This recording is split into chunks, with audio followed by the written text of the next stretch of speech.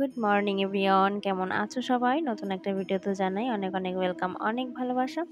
আজ ছিল বাংলার বৈশাখ মাসের দ্বিতীয় শুক্রবার, আর এই দিনে আমাদের বাড়িতে বাৎসরিক ঠাকুরের অনুষ্ঠান হয়। মানে আমার বাপের বাড়িতে শ্রী শ্রী সুখদেব ব্রহ্মচারী ঠাকুরের দীক্ষিত, আর এই অনুষ্ঠানটা প্রতি বছরই আমাদের বাড়িতে হয়। তবে বর্তমানে কয়েক বছর অনেকটা ছোট করেই ঠাকুরের অনুষ্ঠান করা হয়, মানে নিয়ম কানুনগুলো পালন করা হয়। আর আগে অনেকটা বড় করে অনুষ্ঠান হতো, কিন্তু কিছু অর্থনৈতিক সমস্যার জন্য এরকম হয়ে গেছে অবস্থাটা। এই দিন সকালবেলায় সবাই আমরা ঠাকুর ঘরের কাজে ব্যস্ত হয়ে গেছি, কারণ সকালবেলায় আমাদের এখানে ধ্বজা উত্তোলন করা হয়, মানে আমাদের আশ্রমে বা ঠাকুরের যে নিয়ম সেগুলো করতে হবে। প্রতি বছরই এই ঘট আর এই ধ্বজা পরিবর্তন করতে হয়, আর সেটাই করা হচ্ছে। তো সকালবেলায় আমরা সমস্ত কিছু গুছিয়ে গাছিয়ে নিয়েছি, আর এখন আশেপাশের কয়েকজন লোক এসেছে, কীর্তন করে ধ্বজা উত্তোলন করা হবে। সবার মনের মধ্যে একটু না একটু কষ্ট থেকেই যায়, কারণ ঠাকুরের অনুষ্ঠানটা যতটা বড় করে করা হতো সেটা আর করা হয় না। তবে ভবিষ্যতে ঠাকুর যদি যায় তাহলে আবার হবে। ধরো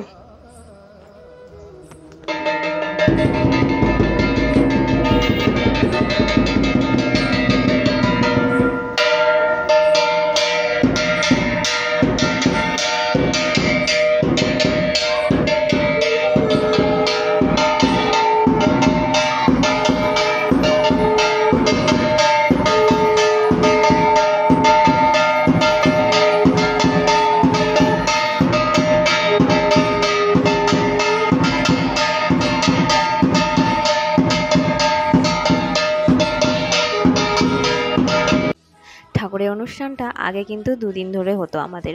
শুক্রবারে শুরু হতো বিকালবেলা থেকে, আর শনিবার সারাদিন হতো। দূর দূর থেকে অনেক দল আসতো, অনেক কীর্তনের দল আসতো, ডাঙ্কা কাশি বাজাতো। প্রচুর একটা আনন্দ হতো, মনের মধ্যে একটা অন্যরকমই অনুভূতি। আর এখন সেই জিনিসগুলো ভীষণভাবে সবাই খুব মিস করি, আর মনে মনে ভীষণ কষ্ট হয় যখন এই অনুষ্ঠানের দিনটা আসে।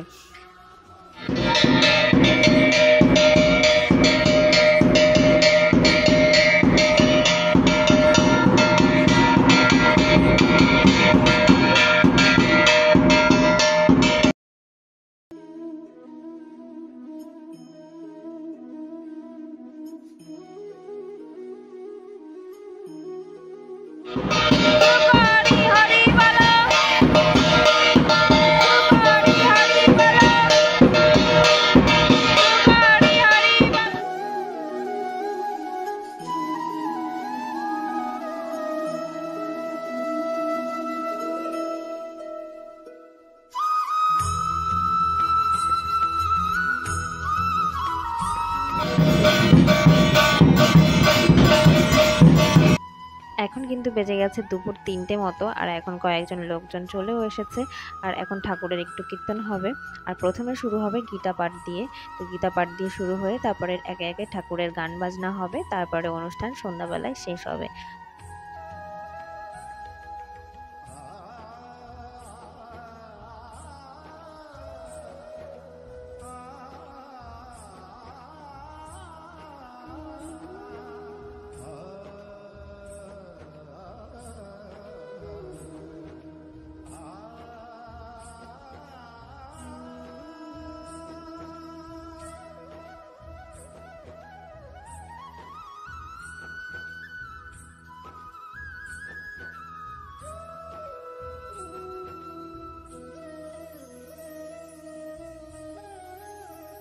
আমি অর্থাৎ লক্ষ্মীকে তুমি যদি পুজো করো, অর্থাৎ লক্ষ্মী আমি লক্ষ্মী সেজে তোমাকে তোমার মনোবাঞ্ছা।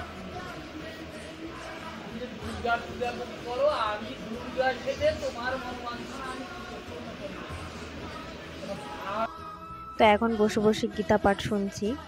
তো এখানে ভাইয়ের সঙ্গে একটু দুষ্টুমি হচ্ছিল, আর নিচে কিছুক্ষণ বসেছিলাম, প্রচণ্ড গরম লাগছে, তাই এখন একটুখানি ফ্যানের কাছে এসেছি। কারণ বৈশাখ মাসে যে পরিমাণে গরম পড়ে তা আর বলার নয়, আর এখনকার গরম তো পুরোপুরি চেঞ্জ হয়ে গেছে।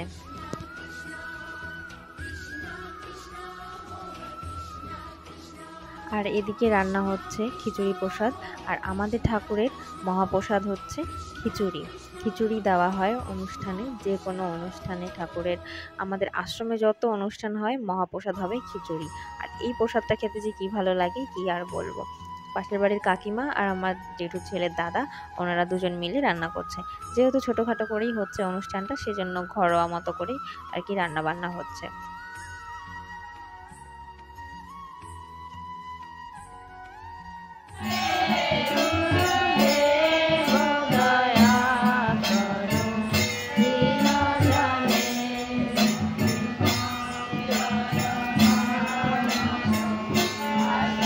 পড়ে যাবি বস।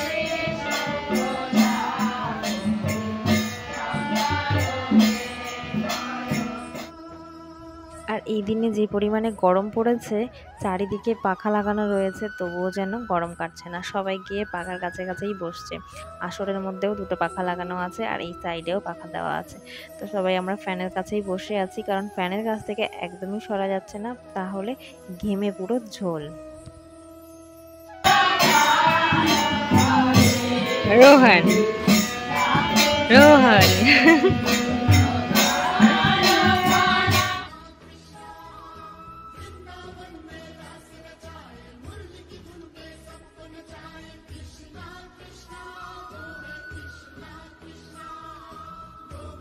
এখন সন্ধ্যা হয়ে গেছে আর অনেক গান বাজনা হলো, আর এখন হবে মাতাম। তো সেই মাতামের আগে কৃষ্ণ নাম করতে হয়, সেই কৃষ্ণ নাম করা হচ্ছে এখন। আর এদিকে সব লোকজন বসে আছে যারা যারা এসেছে।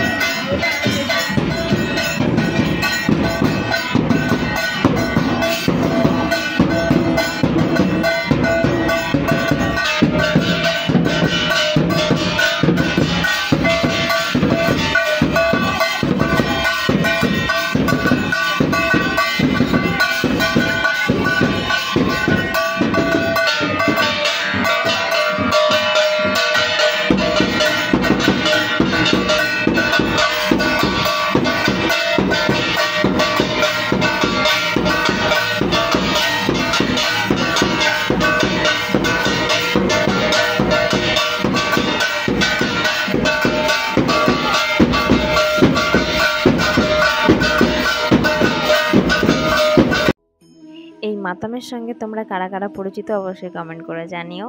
আর আজকে ভিডিওটা কেমন লাগলো সেটাও কমেন্ট করে জানিও। তো আমাদের তো ছোট থেকেই এর মধ্যেই আমরা বড় হয়েছি, তো এই জিনিসটা শুনলে পারেই যেন একদম প্রাণ জুড়িয়ে যায়।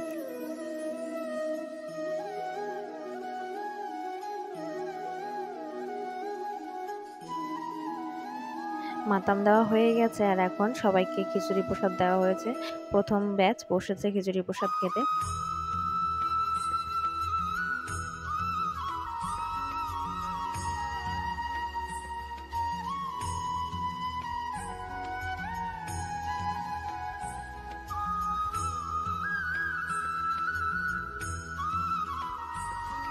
এদিকে আমিও খেতে বসে গেছি প্রসাদ।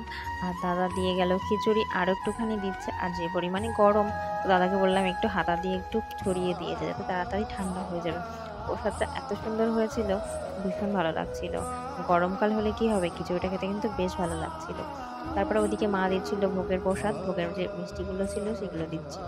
আর এখানে আমি আর বৌদি বসেছি, আর আমাদের পাশে মামা মামি বসেছে। আজকে ভিডিওটা আর বড় করছি না, ভিডিওটা এখানেই এন্ড করব। তোমরা সবাই ভালো থেকো, সুস্থ থেকো, সাবধানে থেকো। আর ভিডিওটা কেমন লাগলো অবশ্যই জানিও। Tata and good night.